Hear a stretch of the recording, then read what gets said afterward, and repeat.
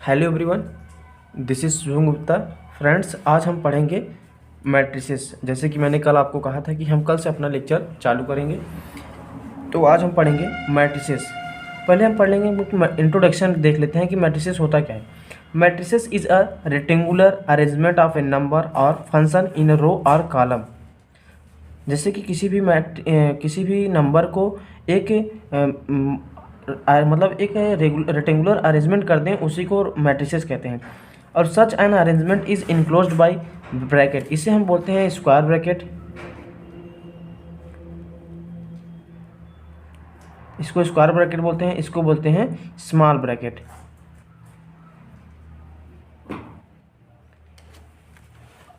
उसके बाद हम एक एग्जांपल देख लेते हैं कि जैसे ये एक मैट्रिक्स है 2 3 1, ये मैट्रिक्स है। हम अगर जो हमारा ये जो ऐसा होता है 2 3 1, ये हमारा एक रो होता है। रो ऐसे ऐसे ऐसे जो होता है वो रो होता है।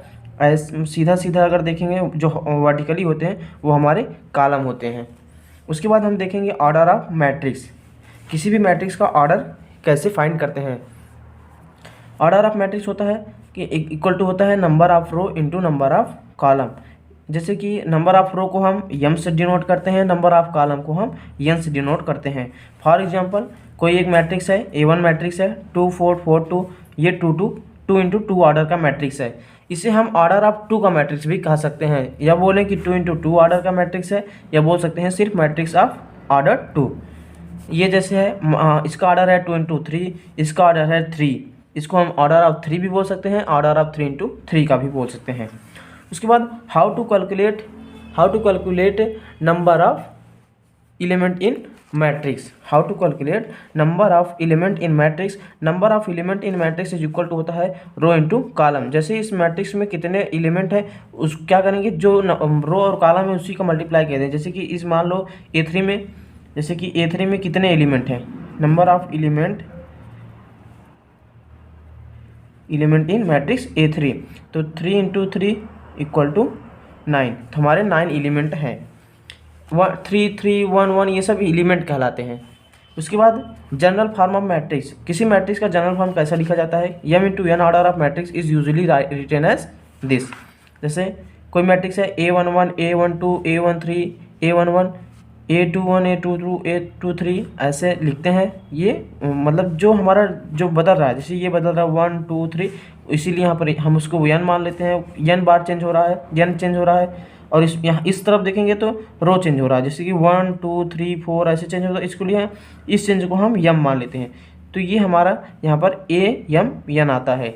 तो ये होल मैट्रिक्स कितने ऑर्डर का है अभी तो डिसाइड नहीं है कितने ऑर्डर का है, इसलिए हम इसको मान लेंगे m इंटू n ऑर्डर का मैट्रिक्स। इससे हम ऐसे भी लिख सकते हैं a इंटू Aij का matrix m into n order. i और j क्या होता है, i जो होता है वो मतलब जो पहला एलिमेंट होता है, यानी फर्स्ट एलिमेंट और फर्स्ट नंबर। जैसे कि अगर जैसे A1 2 है तो i इज इक्वल टू यहाँ पर है 1, और जो j इज इक्वल टू यहाँ पर है वो है 2। अब देखेंगे टाइप ऑफ मैट्रिक्स।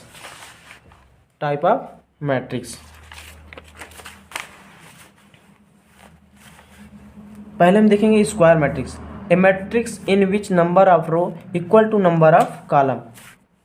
जिस मैट्रिक्स का number of row equal to number of column हो जाता है वही मैट्रिक्स हमारे स्क्वायर मैट्रिक्स होता है। उसके बाद देखेंगे कि डायगोनल एलिमेंट क्या होते हैं। इसके डायगोनल एलिमेंट कौन कौन से हैं।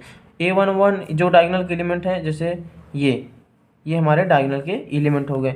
कंडीशन ऑफ डायगोनल एलिमेंट, किसी भी कोई भी मैट्रिक्स है उसके डायगोनल एलिमेंट्स कौन कौन से होंगे, इसके भी कुछ कंडीशन होते हैं। जैसे कि Aij if i is equal to j, जब i इक्वल टू j हो जाएगा तो वो एलिमेंट हमारे डायगोनल के एलिमेंट होंगे। जैसे कि यहाँ पर देखो A11 i equal to j है, A22 i equal to j है, 33 i इक्वल टू j है, तो ये हमारे डायगोनल के एलिमेंट हो गए।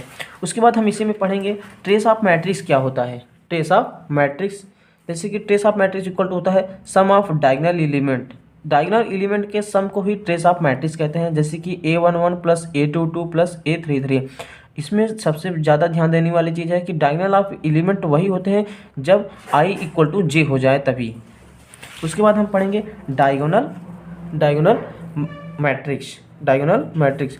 ए square matrix in which all non diagonal elements are zero is called diagonal matrix. मतलब डायगोनल के एलिमेंट के छोड़ के सभी एलिमेंट अगर जीरो हो जाएं तो उसे हम डायगोनल मैट्रिक्स कहते हैं। जैसे कि ये भी हमारा डायगोनल मैट्रिक्स है, ये भी हमारा डायगोनल मैट्रिक्स है। अगर कोई एक एलिमेंट भी अगर डायगोनल एलिमेंट का अगर कोई कांस्टेंट है तब भी वो डायगोनल मैट्रिक्स ही कहलाएगा। जैसे कि 1 है, ये 0 0 का, इससे कोई मतलब नहीं। एक एलिमेंट 1 है तब भी ये डायगोनल मैट्रिक्स होगा। यहाँ पर 2 एलिमेंट है तब भी ये डायगोनल मैट्रिक्स होगा। उसके बाद हम देखेंगे scalar matrix. A diagonal matrix in which all diagonal elements are equal to scalar के एक्सेप्ट वन। इसलिए अगर हम यहाँ पर 1 1 कर देंगे तो ये हमारी एक आइडेंटिटी मैट्रिक्स हो जाएगी। और स्केलर मैट्रिक्स क्या। अब उसके बाद हम देखेंगे fifth matrix. Type of matrix में फिफ्थ मैट्रिक्स कौन सा है? जीरो मैट्रिक्स, इनल मैट्रिक्स और इसे वाइड मैट्रिक्स भी कहते हैं। A matrix in which each elements are zero, उसे हम जीरो मैट्रिक्स कहते हैं। एग्जांपल मैंने दे दिया है। अब जीरो मैट्रिक्स को हम डिनोट किससे करते हैं? जीरो मैट्रिक्स को हम कैपिटल ओ से डिनोट करते हैं। ये कैपिटल ओ है। उसके बाद सिक्स्थ मैट्रिक्स है row matrix. A matrix which have only one row is called row matrix. जैसा नाम है वैसा ही उसका काम है। अर्थात जैसे कि रो मैट्रिक्स क्या होता है? जिसके पास केवल एक रो है, उसी ही हम रो मैट्रिक्स कहते हैं। जैसे यहाँ पर एग्जांपल में एक रो है 3 कॉलम है, एक रो है 5 कॉलम है। मैंने पहले ही बताया था कि जो पहले नंबर होता है वो हमें रो बताता है, दूसरा नंबर हमें कॉलम बताता है। उसके बाद एक कॉलम मैट्रिक्स क्या होता है कि a matrix which have only one column. जैसा मतलब एक कॉलम मैट्रिक्स क्या होता है? जिसके पास केवल एक कॉलम हो, उसे हम कॉलम मैट्रिक्स कहते हैं। एग्जाम्पल, एक कॉलम है 3 रो है, इसके पास पहला नंबर क्या बताता है? रो। 3 रो 1 कॉलम। इन नेक्स्ट वीडियो हम क्या पढ़ेंगे कि what is transpose of matrix क्या होते हैं, symmetric and skew symmetric matrix क्या होते हैं, ऑर्थोगोनल मैट्रिक्स क्या होते हैं, नीलपोटेंट मैट्रिक्स क्या होते हैं, इनवॉलेंट्री मैट्रिक्स क्या होते हैं एंड आइडेम्पोटेंट मैट्रिक्स क्या होते हैं। अगर वीडियो आपको अच्छी लगती है तो लाइक एंड सब्सक्राइब करिए। आप धन्यवाद।